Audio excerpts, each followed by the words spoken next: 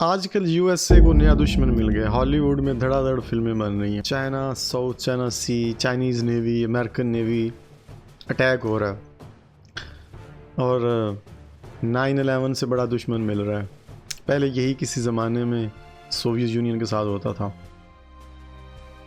अब पाकिस्तान के पर्सपेक्टिव में अगर देखें तो पाकिस्तान में भी बड़े एजिटेशन हो रहे हैं, या एटलीस्ट एजिटेटर्स जो थिंकिंग कर रहे हैं चाइना लूट लेगा। इंडिया भी कह रहा है चाइना आगे लूट लेगा। मैं इब्न खल्दून ने जिस तरह चीज़ों का फ़िलासफ़िकल अंदाज़ा लगाया था कि चीज़ें ऐसे होती हैं, हम बताएंगे।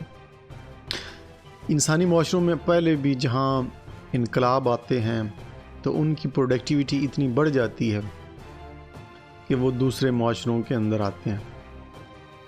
जब अरब के अंदर इस्लाम का इनकलाब आया तो वहाँ के अंदर भी एक ऐसा सोशो इकनॉमिक और पॉलिटिकल और एक दीनी मजहबी रेवोल्यूशन आया कि उसने पूरी इंसानियत को मुतासर किया। फिर एक मेजर तब्दीली आई यूरोप के अंदर 14वीं सदी के अंदर, जब स्पेन उन्होंने फ़तह किया तो उसके बाद उन्होंने पूरी दुनिया में गोल्ड, ग्लोरी एंड गॉड की तहरीक चलाई। पूरे अमेरिका के फैले, ऑस्ट्रेलिया के अंदर फैल गए, न्यूजीलैंड, हिंदुस्तान, साउथ अफ्रीका को वो एक बड़ी तब्दीली थी। उस तिजारती तब्दीली से इंडस्ट्रियल रेवोल्यूशन ने जन्म लिया और फिर आगे हिस्ट्री है।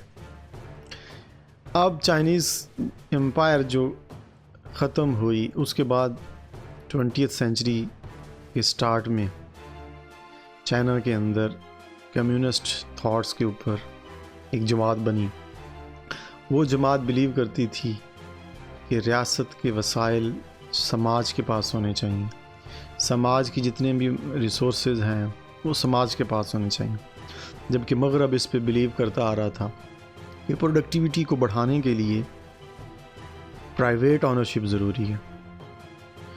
Private ownership factors of production जितने भी हैं, जो मीन्स ऑफ प्रोडक्शन है, उस पर प्राइवेट कब्ज़ा होना ज़रूरी है। उनका ये मानना था कि इससे प्रोडक्टिविटी बढ़ती है।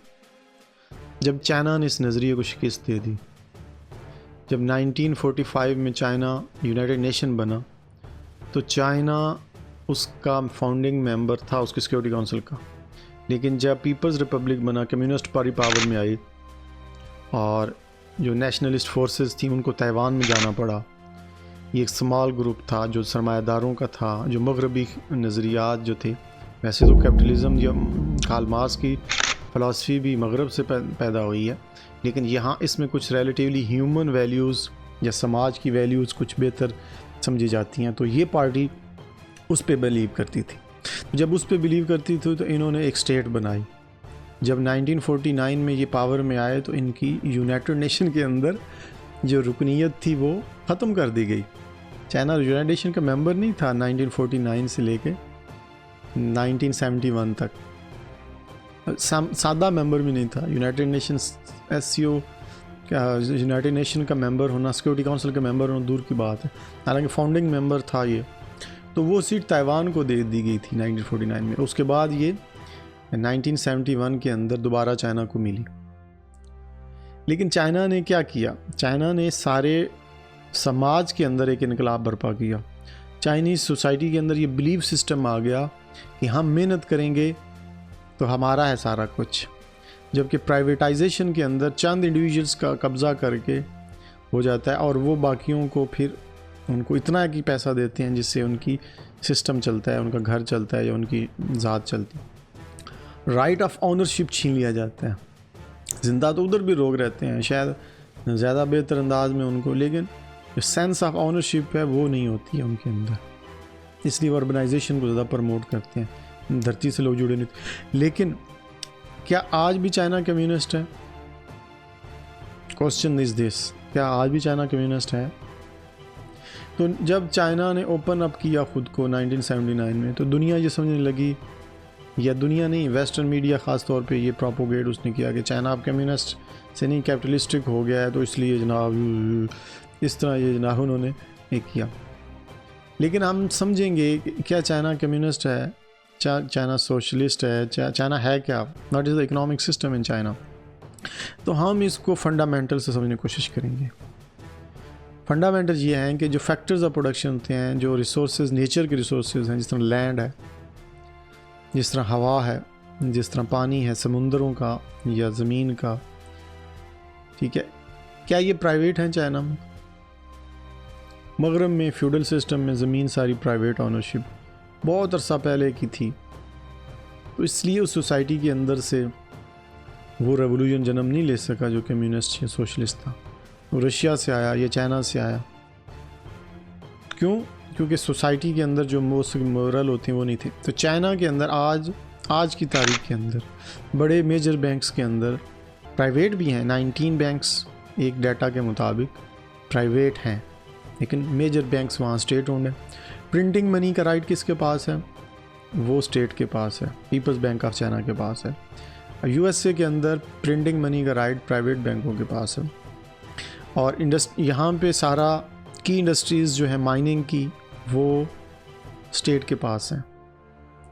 प्राइवेट इंडस्ट्रीज़ भी हैं, लेकिन स्टेट के पास काफ़ी ज़्यादा बिजनेस है। और बाकी जो अगर माइनिंग को कंट्रोल किया जाए, लैंड को कंट्रोल किया जाए, तो आपने फंडामेंटल्स को कंट्रोल कर लिया। तो वो यहाँ पे इज्तिमा कंट्रोल कर रहा है, स्टेट कंट्रोल कर रही है। जब स्टेट कंट्रोल कर रही है तो उसकी मिसाल ऐसे ही है, माइनिंग को कंट्रोल करने की ऐसी ही मिसाल है जैसे सारे प्रोडक्शन सेक्टर को आपने कंट्रोल कर लिया। एक दरख्त है, उसका तना या जड़ें ज़मीन है और तना उसका माइनिंग है। तो जब आपने इनको कंट्रोल कर लिया तो आपने पत्तों शाखों को अगर प्राइवेट कर भी दें तो मेजर जो सोर्स ऑफ एनर्जी है वो तना है आपका दरख्त का। दूसरा mining sector, banking sector major वो स्टेट ओन्ड है, लैंड स्टेट ओन्ड है। और जो की इंडस्ट्रीज़ हैं वो स्टेट ओन्ड है, लाइक जो मेटल्स की इंडस्ट्रीज़ हैं वो स्टेट ओन्ड है। और उनका अगर प्राइवेट भी हैं उसमें, जिस तरह मैंने कहा कि 19 कंपनीज, और बैंक्स भी काफ़ी प्राइवेट हैं, तो उसमें लेकिन स्टेट का शेयर जो है वो रिलेटिवली स्ट्रॉन्ग है। सोसाइटी का जो बिलीफ सिस्टम है वो 1959 के अंदर जब कल्चरल रेवोल्यूशन आया तो उसमें एक सोशलिस्ट सिस्टम तब्दील हुआ। लोग पहले जिस तरह पाकिस्तान में जाएं दफ्तरों में तो क्लर्क कहता है उधर जाएं, वो ये भी नहीं बताता किधर जाएं। तो क्लैरिकल ये जो हेल्पिंग एटीट्यूड नहीं है इंस्टीट्यूशंस के अंदर। ये इस स्टेट ने पहला काम ये किया कि लोगों को स्टेट के अंदर, स्टेट इंस्टीट्यूशंस के अंदर हेल्पिंग बनाया। अभी भी आप देखते हैं तो चाइना में जाएं तो लोग सपोर्टिव हैं, उनके चेहरों में गुस्सा या स्ट्रेस नहीं आता। क्यों? क्योंकि वो इनकलाब के बाद उन्होंने पैदा किया था, इनकलाब से पहले नहीं था। तो इस फंडामेंटली इन पैरामीटर्स को देखते हुए हम कह सकते हैं कि चाइना कैपिटलिस्टिक नहीं हुआ। डिफेंस सारा उनका स्टेट के अंडर है। प्राइवेट ऑनरशिप, पानी प्राइवेट नहीं है, समुंदर प्राइवेट नहीं है, ज़मीन प्राइवेट नहीं है, हवा प्राइवेट नहीं है, ठीक है, और बैंक प्राइवेट नहीं है, माइनिंग प्राइवेट नहीं है। क्या रहे हैं या ये बाकी इंडस्ट्रीज़ जो मैन्युफैक्चरिंग के इदारे हैं, इंडस्ट्रियलाइजेशन के बाद जो चीज़ों की प्रोडक्ट्स बनाते हैं वो इदारों में प्राइवेट ग्रुप्स ज़्यादा हैं, लेकिन फंडामेंटल्स पे कंट्रोल। तो इस सेंस में स्टेट एक स्ट्रॉन्ग प्लेयर है। और टेक्निकली क्या इसको होना भी चाहिए, ये तो फिर आपकी अपनी उस पर वैल्यू सिस्टम के ऊपर है, आप किस तरह सोसाइटी को आगे, इंसानियत को आगे देखना चाहते हैं। This is the state of the affair in China. Now you can decide